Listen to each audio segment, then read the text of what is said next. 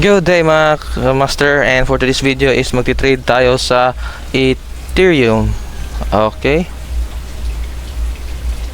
Ethereum. Yan, Ethereum. So kahapon is kumita tayo dito na part is $30 using OKX platform. So nagti-trade tayo sa OKX trading platform guys. So sa future trading tayo nagti-trade. So yan guys, ito yung trade natin kahapon. So na TP na to. Ayan, close na natin yan. Yan. So I think ngayong araw is maganda maglong. So para sa akin guys maglong. So tignan natin sa Ethereum, sa trading view.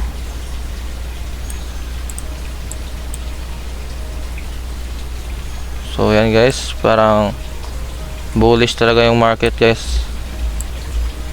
So tinatamaan yung support natin. Yan, support. So maghintay lang tayo guys na bumagsak ulit. Pero I think aangat na to. So late na tayo naka-entry kasi ngayon is alas 8 na. Maganda kanina sana mga alas 7. Yan, alas 6, alas 5. Yan. Pero I think babagsak siya kasi sa RSI dito sobrang angat. Sayang di ako nakapasok dito banda. Pero sige lang, at least kumita tayo guys. So mag limit order lang tayo this part. So maglong tayo guys. So hintayin lang natin dyan banda.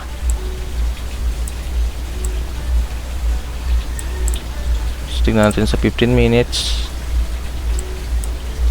Sana bumagsak siya dito banda. Yan. Kasi tignan nyo dito guys.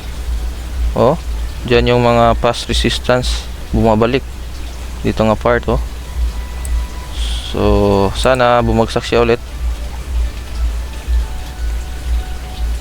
para maka-entry tayo guys. Ayan. So kopyahin natin to guys. Punta tayo sa ating OKX trading platform. So entry price natin is ito. Then punta tayo sa OKX, and sa baba is mag limit order tayo. So ang price is yan 1597.55. Then lagay tayo ng puhunan natin. Then yung TP naman ilagay natin guys, and is L. So kopyahin natin dito ulit, take profit. Yan, TP trigger price i-paste natin.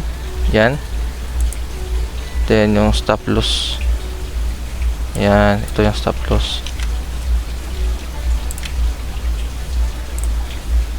SL is dito lagay sa baba.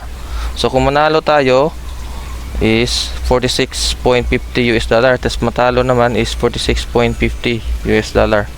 So ilong na natin guys kasi maglulong tayo. Then pag gusto mong short dito din click. So maglong tayo, i-click natin yung long. So limit order to guys. So hindi yan ma-activate agad. Ibahin muna natin guys, i-isolated na i-cross natin, cross margin. Yan. Yun, ulitin natin ulit guys. Yun, lumipad na. Sige lang, hintay lang din tayo. Waiting for opportunity. Yan, lagay natin yung SL.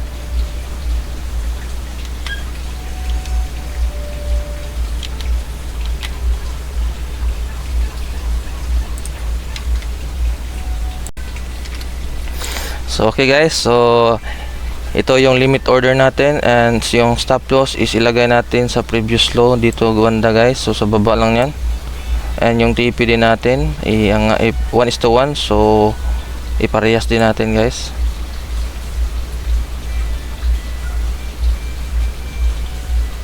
Yan. So yung TP natin dito banda, yung SL is dito banda. So pwede na natin kopyahin guys at ilagay natin sa ating OKX trading platform.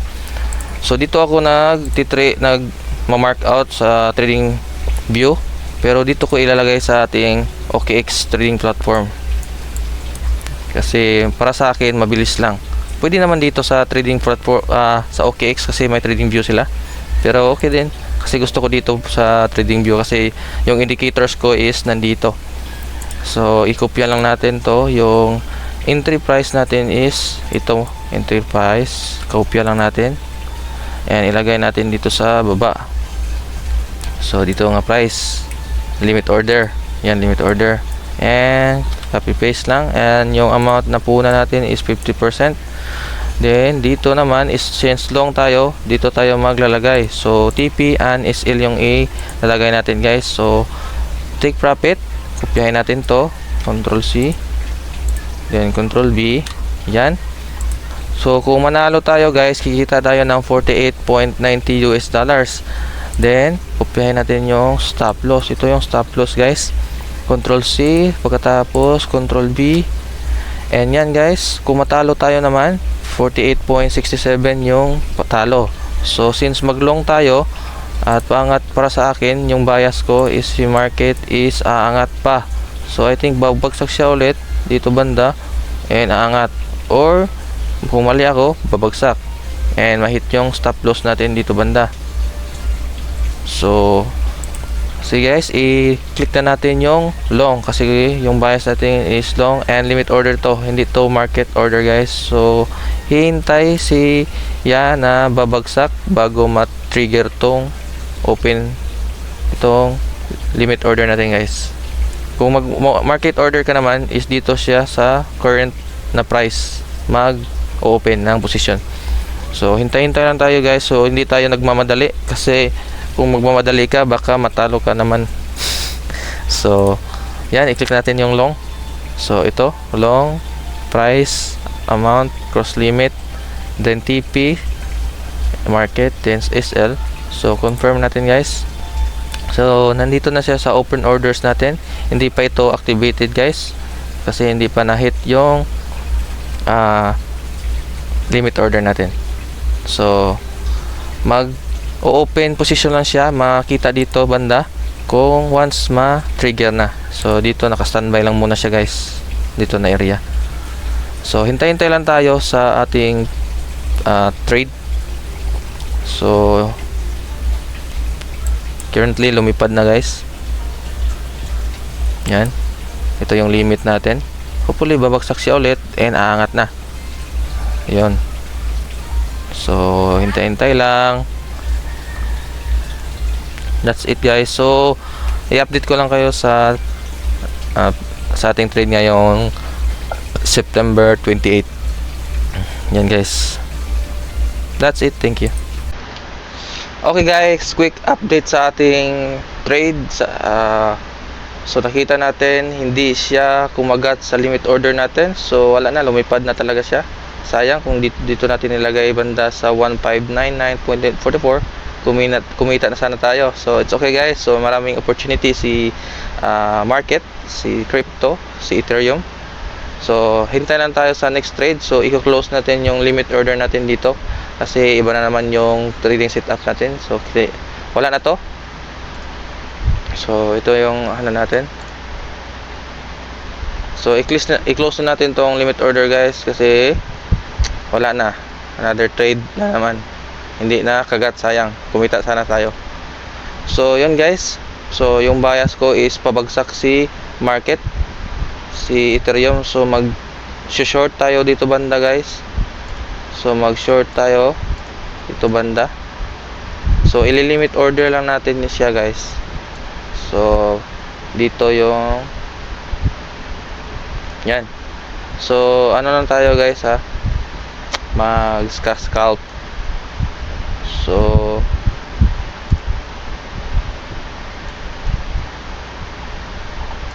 yan guys, bullish oh, pero quick scalp lang tayo guys.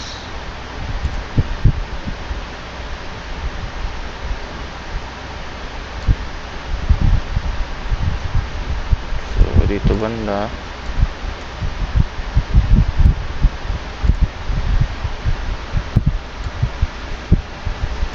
Yan. 1:1 pa rin tayo, guys.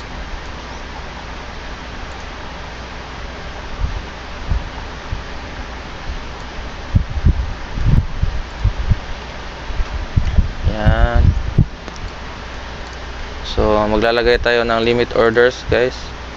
Hindi tayo mag-enter sa market price. Sa entry price tayo, guys. Then, copy paste natin. Lagay natin ulit dito, guys. Sa short. So, kanina sa long. Ngayon sa short naman. So, limit order yan, guys. Okay, so, copy paste natin. Yan.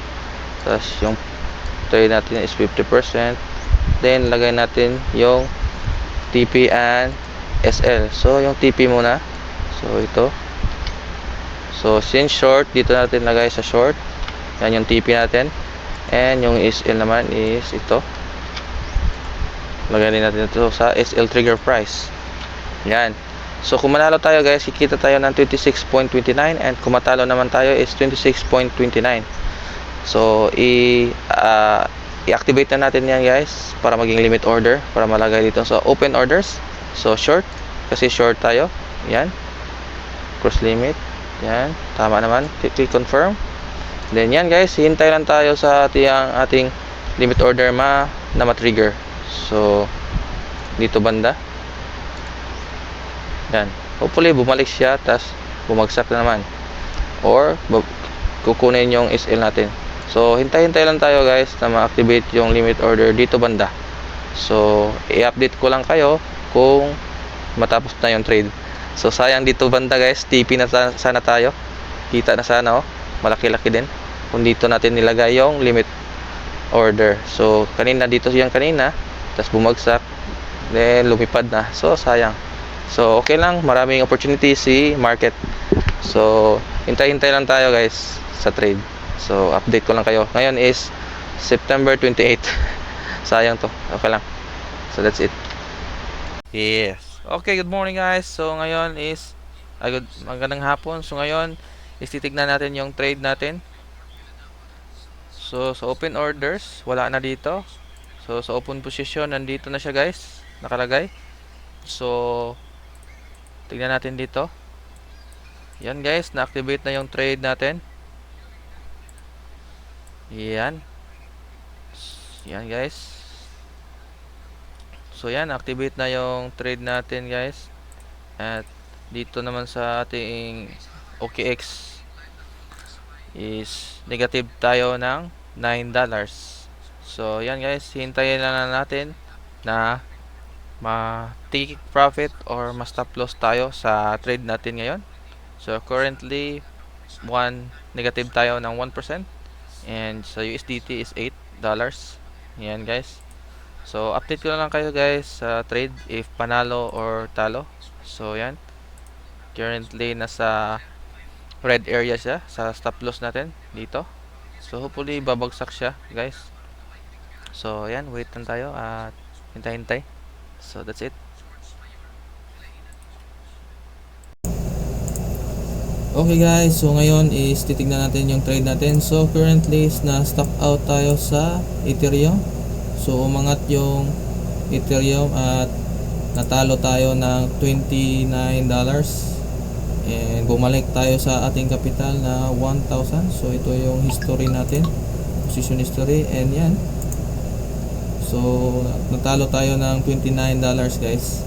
So, ganyan talaga. Panalo-talo. So, balik na naman tayo sa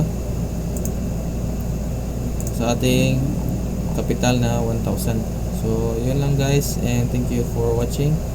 So, yan yung trading. May panalo, may talo. So, always maglagay ng TP and stop loss para hindi maubos yung capital nyo, guys. So, okay lang yan. Safe lang tayo. Safe trade. So, wait lang tayo sa trading opportunity mamaya. So, ngayon, pahinga muna tayo. And mamayang gabi, magti-trade na naman tayo. So, ngayon is September 28. So, ito yung trading platform na ginagamit ko, si OKX. So, update ko lang kayo, guys. Thank you for watching and see you in my next trade.